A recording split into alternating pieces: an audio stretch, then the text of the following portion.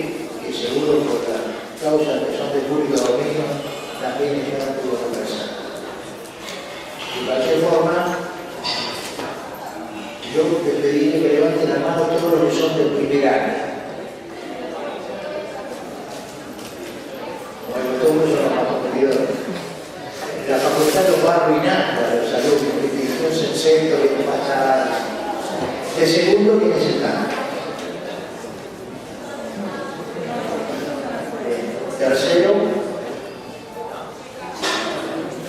cuarto, ve que va bajando, son las pendientes. Quinto y sexto, bueno.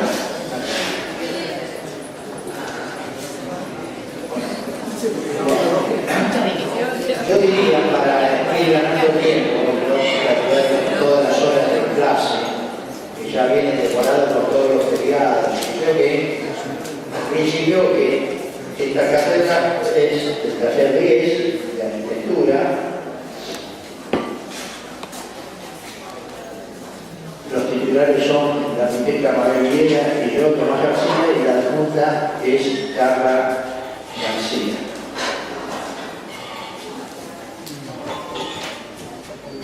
Comenzaría fundamentalmente para los alumnos de primer año, que son mayoría, y así le damos tiempo a los rezagados a que se vayan incorporando, establecer algunas cuestiones que seguramente ya por algunos compañeros que tienen ustedes en años superiores, por alguna información que han recogido en los cursos de introducción, más o menos conocen que la currícula de la carrera de arquitectura tiene dos materias básicas para la construcción del pensamiento y la práctica arquitectónica, unido al aporte de todas las materias de apoyo, pero esas dos materias claves que son, digo estas cuestiones reglamentarias porque algunos pueden no haber estado enterados y resulta útil tener la información desde el primer día. Tanto arquitectura, la cátedra de arquitectura, que es la vertical de primero sexto, pero bueno, los que están cursando primero son los que particularmente tienen que tener esta información. Así como la comunicación, la materia de comunicación que se da los miércoles, nosotros los mismos titulares y adjuntos y gran parte del cuerpo docente repite en esta materia de comunicación del miércoles a la tarde, del taller 2. Esas dos materias, arquitectura y comunicación, son materias no redimibles por examen, solo se aprueban por promoción, por aprobar los trabajos prácticos. Como ustedes saben, la arquitectura es un arte o una ciencia, o las dos cosas, para ser más preciso, eminentemente práctica. En consecuencia, esas dos materias fundamentales, una que ocurre, como es esta que empezamos hoy, los 6 años de la carrera, y comunicación, que ya tendremos oportunidad de hablar con aquellos que nos hayan elegido como cátedra el miércoles, de primero a tercero. Vuelvo a decir, ¿qué quiero decir cuando digo no son redimibles por examen? Porque hay otras materias que por la masividad de la universidad pública se han establecido algunas pautas reglamentarias para también poder hacerlas por promoción.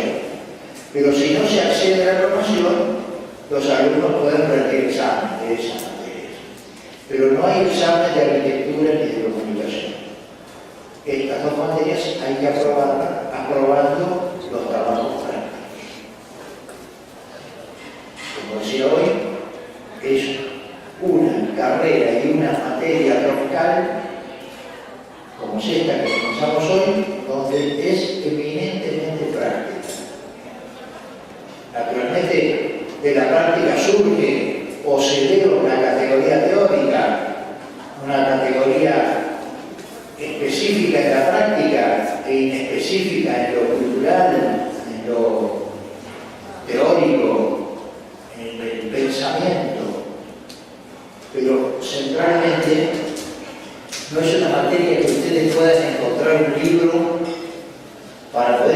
ampliarla, o mejor dicho, todos los libros de esta biblioteca, de todo lo que hay en Internet, de todas las bibliotecas de arquitectura del mundo son parte de la materia, infinito.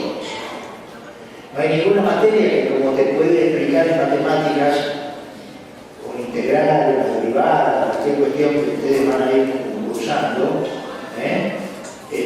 si un día faltas en clase, perfectamente lo podés reemplazar estudiando de un texto, de un libro, de un apunte, del apunte de un compañero, etcétera, etcétera. Pero como el proceso creativo, que es lo que fundamentalmente está planteado en esta materia, como hemos dicho y repetimos, es un proceso práctico, no es explicable. No hay ningún texto que te pueda reemplazar a la práctica efectiva de cada uno de ustedes en la autoformación que supone ir resolviendo los problemas que se van planteando dentro de los temas establecidos por un poco el plan de estudio y fundamentalmente por cada una de las cátedras. Voy a poner un ejemplo repetido, pero hay cansancio, pero la arquitectura no se enseña. Esta materia no se enseña, se aprende. Esto alude a la práctica. ¿Por qué no se enseña? Matemáticas se puede enseñar. El profesor establece sus fórmulas, sus teoremas, sus cuestiones, sus principios matemáticos, etcétera, etcétera. Los explica en el pizarrón, tiene una estructura lógica. Esa estructura lógica es aprensible, es comprensible, es estudiable y está en una enorme cantidad de textos, de apuntes, etc. Pero el proceso de proyecto, el proceso de creativa del proyecto, no te lo puede, por más que haya estudios metodológicos, etcétera, etcétera, que si te aportan algo, a veces son contraproducentes también, no te ayudan a transitar el camino propio del desarrollo creativo de un proyecto, que es lo que se trata de hacer en esto. Cualquiera que todos ustedes lo han pasado por experiencia, que quiera aprender a andar en bicicleta, por eso se dice aprender a andar. No se dice, ¿alguien te puede enseñar? Y sí, vos podés ver un libro, podés tener hasta un profesor, un padre, un hermano que te vaya dando algunas instrucciones. Sin embargo, hasta que no subís a la práctica, te caes, te raspas el codo, tu mamá te cura un poquito, como son chiquitos, no, si no lo aprendes, no sabes andar. En el camino del proyecto pasa algo parecido, hay que aprenderlo.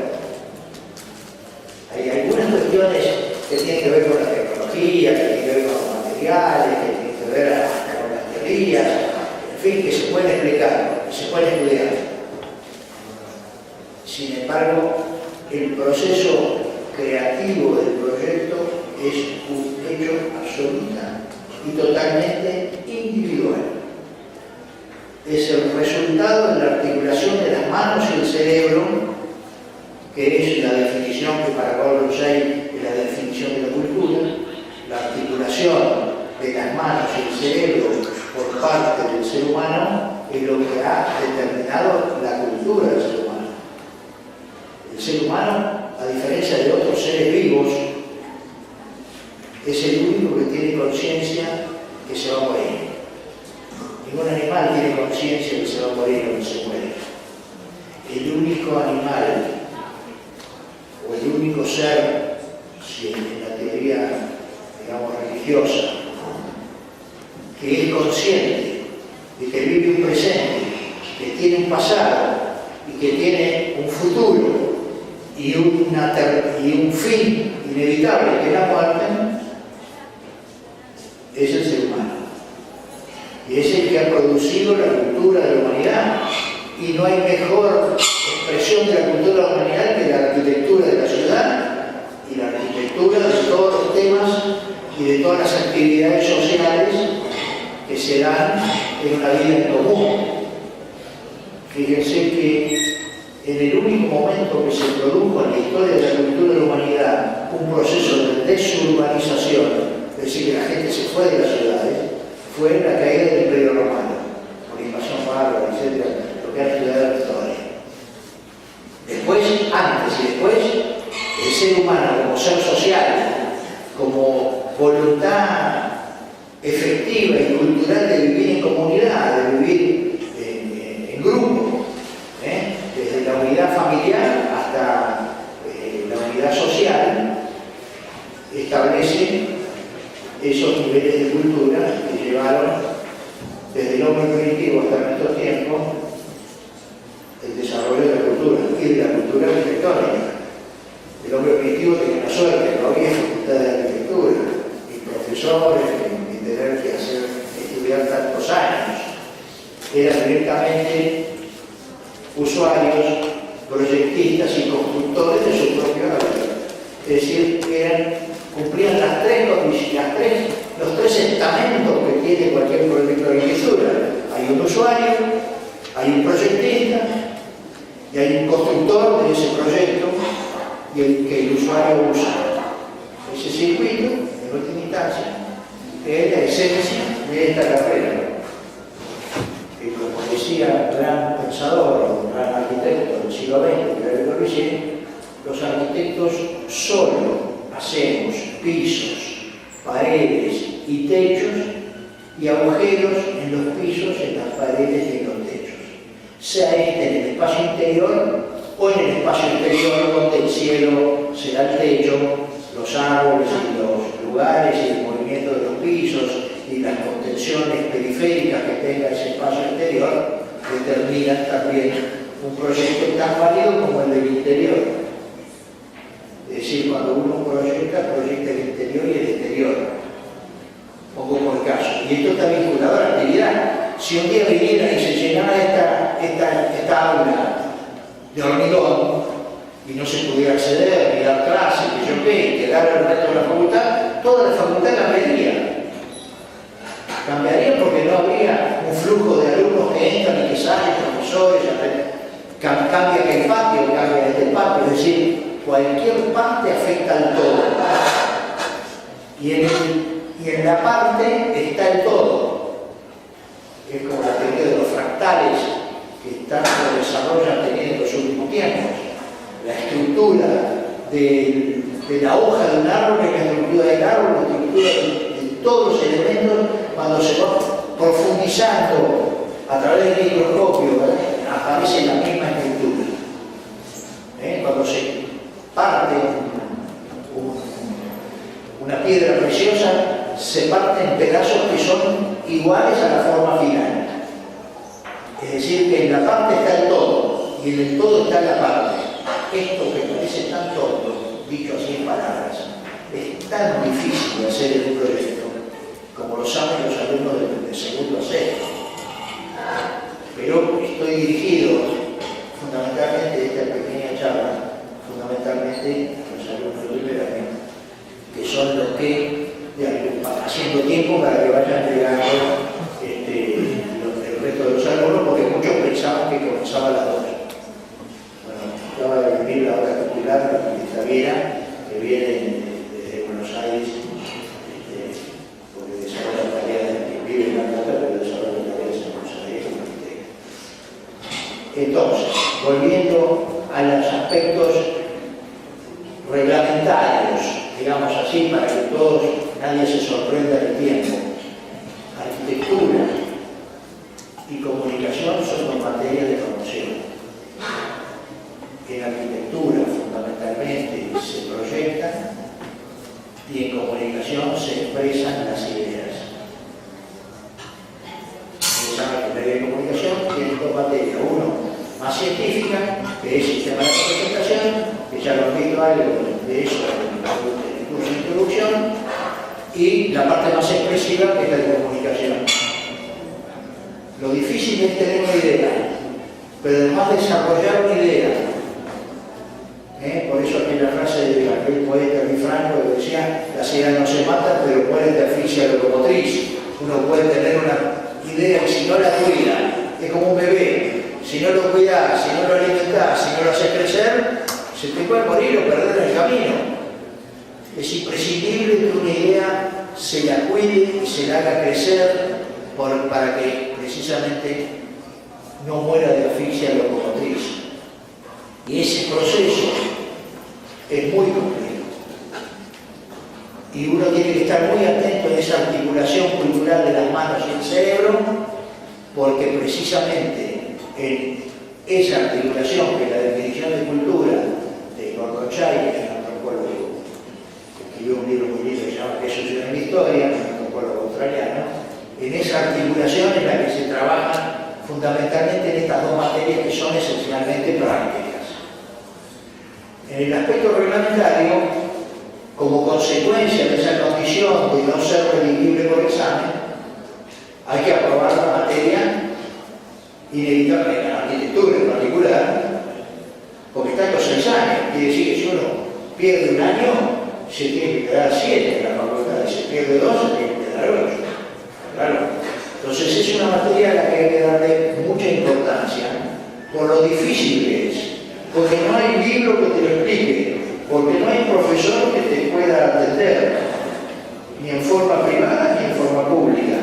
Nosotros estamos para ayudarnos en ese proceso de aprendizaje. Pero el actor fundamental y el protagonista esencial del proceso del proyecto es el estudiante. Nosotros podemos funcionar, los docentes, como parteros de las ideas de los estudiantes. Podemos ayudar a que nazcan esas ideas, ayudar, las ideas son de ustedes, las ideas son de ustedes, no distintas. Podemos ayudar a que nazcan, y podemos ayudar a que crezcan, y podemos ayudar a que no mueran en el camino, que no se pierdan en el camino.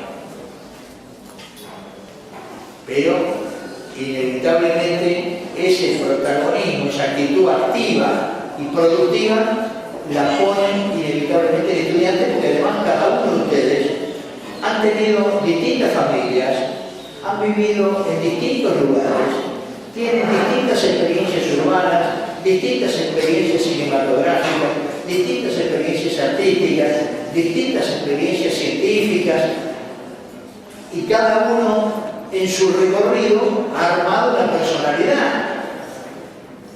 Así como todos nosotros participamos en un 90% de la misma estructura humana, cada uno somos iguales y distintos en forma simultánea, porque cada uno tiene una identidad propia, no solo que tiene una forma de caminar distinta, una expresión facial distinta, un cuerpo distinto, una huella digital distinta, una estructura genética distinta que tiene que ver con sus ancestros. Aún siendo todos distintos, también somos todos iguales. Entonces, a personas distintas no se les puede pedir el mismo producto de proyecto. Van a tener distintos proyectos. En la medida que el proyecto es proyectar es arrojar una ejecución hacia adelante para tomarse un tiempo para pensar. Y ese tiempo para pensar, para planificar, está presente en todo, particularmente ustedes, que ahora se han liberado de la estructura del secundario argentino, tan penosa y aburrida. Ahora ustedes diseñan, también proyectan su carrera. Arrancan eligiendo profesor, eligiendo turno, eligiendo las materias que van a cursar. Esta la dejo para el año que viene, esta la consumo ahora, acá avanzo, acá retrocedo. Cada uno tiene un proyecto distinto de estudio, sobre una estructura básica de cada estudio. Siempre hay una articulación entre un plan que pone un cierto orden y la libertad de cátedra y la libertad de cada uno de los estudiantes para encontrar su propio camino, su propio proyecto académico. Pero lo que sí está claro es que todos ustedes haciendo un proyecto, aunque tengan el mismo tema, tienen todos proyectos distintos. Algunos se pueden parecer un poco en la estructura, en la organización, etcétera, etcétera. Depende también del nivel de complejidad que a lo largo de los años va teniendo la temática de cada uno que va cursando distintos años de la carrera. Pero no sucede esto. Fíjense que estudiar 6 años y toda una vida para poder hacer pisos, paredes y techos y agujeros en las paredes, en los pisos y en los techos. Es lo único que estudia en esta carrera. Y es dificilísimo hacer eso con un nivel de funcionamiento, de estética, de tecnológico, en el orden infraestructural, estructural, arquitectónico, espacial. Piensen ustedes que ustedes gobiernan de algún modo las sensaciones que va a tener un usuario a partir del proyecto que ustedes le propongan. Fíjense el enorme poder. Esta profesión tiene la antigüedad desde el hombre primitivo hasta nuestro tiempo. Hay algunas disciplinas que tienen 150 años. La sociología, la psicología. No quiere decir que no haya habido aspectos psicológicos en otro tiempo. Pero la arquitectura es la más antigua y la más profunda. En un sentido, en la medida que atiende nada menos que a la actividad humana, que atiende a la biología humana y que es expresión de esa biología.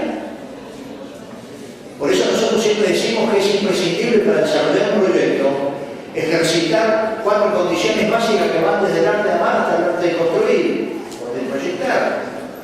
Concentración, disciplina, dominio de la voluntad y paciencia. Y estas mismas 4 condiciones las tienen que tener los docentes. Porque tienen que estar concentrados en el tema motivo del desarrollo individual de cada uno de los alumnos. Tienen que tener la disciplina necesaria, no la disciplina militar, la disciplina intelectual de poder seguir con responsabilidad absoluta y con un respeto sacrosanto por la libertad individual de cada uno de sus alumnos, ese proceso creativo. Tiene que tener el dominio de la voluntad de tener la posibilidad de explicarle a un alumno o hacerle, en cierto modo, meterse en el proyecto de un alumno, decirle a esto, resolverlo de este modo. Y tiene que tener el dominio de la voluntad de no meterse en ese camino, porque ese camino es una falta enorme de respeto a la libertad individual de cada estudiante y a la personalidad de cada estudiante. Porque si el proyecto te lo hace el docente o te lo corrige haciéndotelo, te roba el aspecto más profundo de la felicidad o de la erótica del proceso del proyecto, que es encontrar una solución a un problema planteado. La potenciación que tiene nuestra profesión y la felicidad profunda que produce es que resuelve problemas que parecen irresolubles. Los resuelve convirtiendo el plano donde está planteado el tema en un subconjunto de una idea superadora, integradora y que incluye en una categoría superior. En una categoría superior incluye el plano donde se desarrolla el proyecto. Y además tiene que tener la paciencia, estoy hablando ahora de los docentes, de esperar el proceso de maduración que tiene un alumno cuando va creciendo en su proyecto. Y no arrebatarle la felicidad erótica esta de llegar en los alumnos, porque esto es lo que le da potencia a un estudiante. No arrebatarle ese profundo sentido de felicidad, que no es dicha, que es felicidad, que son dos conceptos muy distintos. Una cosa puede ser, alguien puede estar dichoso porque aprueba y pasa de año, no alcanza. Hay que ser feliz. Y ser feliz es cuando uno individualmente supera el problema planteado. Y la gran dificultad y la diferencia, y la gran dificultad que tiene el docente de esta práctica, de esta materia en particular, es que tiene que estar, entender el centro de gravedad del tema planteado y el centro de gravedad de la dificultad creativa, no del proyecto, de la dificultad creativa que tiene el estudiante para poder superar creativamente el problema. Sin entrar en el campo de la psicología, que es otra disciplina sobre la que no tiene incumbencia el docente de arquitectura. Nosotros podemos hablar de paredes, pisos, techos y ordenar las paredes, los pisos y los techos. Si alguien a partir de ordenar eso se ordena la cabeza en otros temas, será su problema. Pero no tenemos incumbencia en hacer psicología. Pero cuando yo digo estar presentes o el docente tiene que entender el centro de gravedad de la dificultad que tiene el alumno para que creativamente supere la instancia del proyecto en la que está trabado, es respetando enormemente la personalidad del alumno, respetando profundamente la idea que está buscando, ayudando con disciplina y concentración a que no se disperse, y tener la paciencia necesaria, tanto el alumno como el docente, para esperar ese proceso de madurez. Y yo lo llevo al campo biológico. Para tener un hijo, una madre y un padre, porque son cómplices en esta búsqueda, ¿no es cierto?, tienen que esperar 9 meses. Por más guita que tenga un alto empresario, no puede adelantar ese proceso biológico. En ese sentido, Dios o la naturaleza es muy igualitaria, muy socialista, en el sentido de que tanto un tipo de barrio norte como una madre de una villa, una madre del barrio norte o de barrios ricos como una de barrios pobres, inevitablemente tiene que esperar ese proceso biológico. Pero todos los días, y esto es lo importante que ustedes se lleven hoy, nada más que esta idea, todos los días ese bebé avanza, no puede atorarse en el último mes, generar todo el desarrollo. Tiene que ir desarrollándose y todos los días avanza en ese desarrollo. En el proceso del proyecto, que es un proceso que está muy vinculado a lo biológico, porque en la medida que hacemos espacios para que viva la gente, es decir, que en última instancia el objetivo último de la arquitectura es el usuario, el ser humano, es el principio humanista básico de esta profesión. Esa condición humanística está presente en ese proceso biológico y está presente en el proceso del proyecto. Por eso no sirve, me dedico a matemáticas porque tengo un parcial, y a arquitectura, como total tengo que entregar dentro de un mes, tengo tiempo. El día que perdiste en esta materia, lo perdiste. Ese día que no maduró el bebé, no madura. Entonces después salen bebés no con la belleza que los padres quieren. Claro. Para tener un producto bello hay que meterle muchas horas en el pensamiento práctico de la arquitectura. Bueno, esto se va poblando, en consecuencia, creo haber sido explícito para los alumnos del primer año de cómo es el aspecto reglamentario, que se completa de este modo. Nosotros, para facilidad de ese desarrollo intelectual que decimos, desarrollamos 3 temas desde hoy, que comienzan las clases, hasta los primeros días de diciembre, porque Navidad no se puede prorrogar. Fin de año es fijo. En esos 3 temas estamos dando 3 posibilidades para que los alumnos tengan muchas más chances de aprobar, porque a veces un tema a uno le cae bien y a otro le aburre o no le gusta, son las cuestiones naturales de los seres humanos. Nos gustan uno, simpatizamos con uno o con unas personas y no con otras. Con los temas pasa lo mismo. Uno puede simpatizar con algún tema y poco menos con nosotros. En consecuencia, incorporamos, para posibilitar recuperación de algún alumno que haya tenido un tropiezo, un complemento en febrero para aquellos que hayan tenido un ausente o un aplazo en ese proceso. Aquellos que aprueban los 3 trabajos que se dan de acá a diciembre son promovidos al año inmediato superior. Aquellos que han tenido un tropiezo por alguna razón familiar, personal, de cualquier tipo, económica, lo que sea, y no han podido completar la etapa, están ausentes o han tenido poca dedicación, sacan un aplazo, lo remiten en febrero.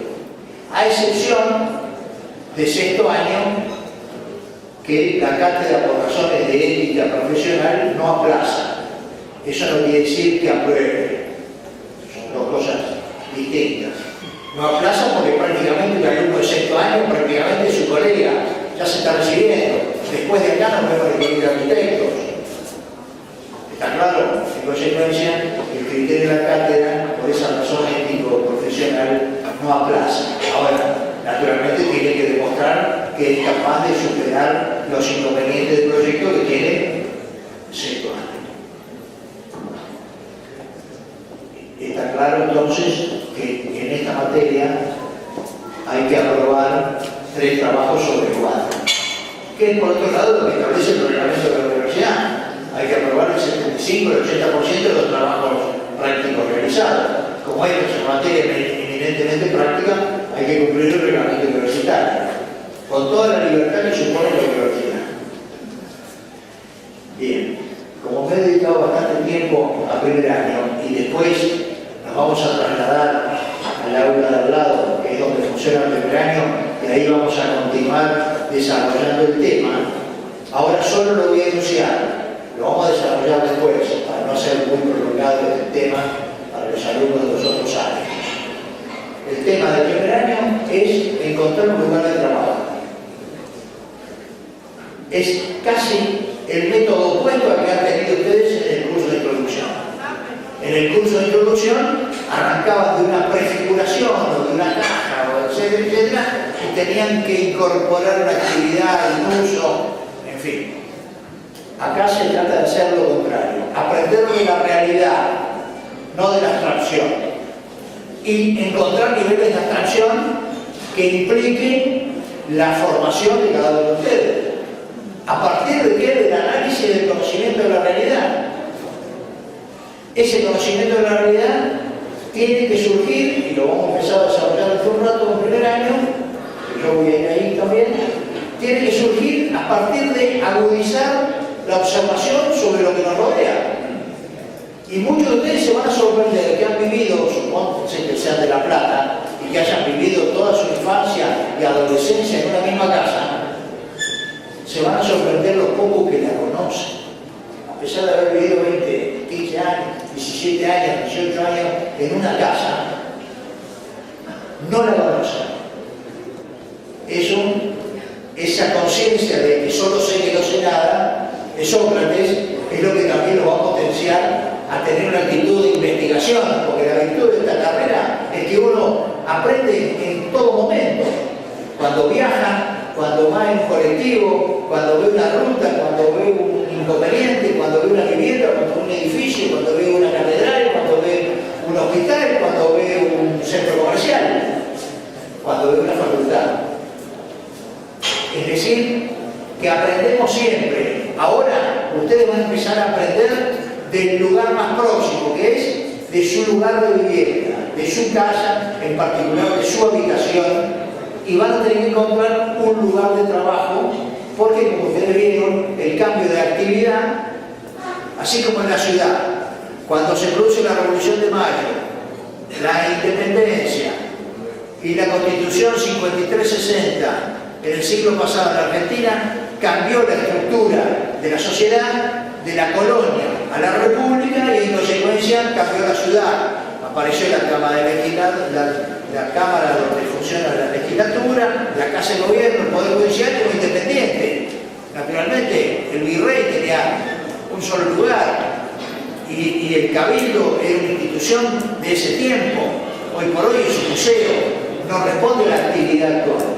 Lo mismo pasa con ustedes en el sentido, y este proceso del primer año nos va a grabar como sensación, cambiaron de actividad, de estudiar en el secundario, estudiar con un libro, con un apunte, ahora van a tener que estudiar y van a poder desarrollar una tarea, o van a apoyar una lámina, aunque usen la computadora, una vez ploteada en una lámina, en un plano horizontal, en una mesa, tendrán computadora, lugares, cosas, qué necesidades. Siempre, y con esto termino el primer año, siempre la respuesta, primero, es observar la realidad,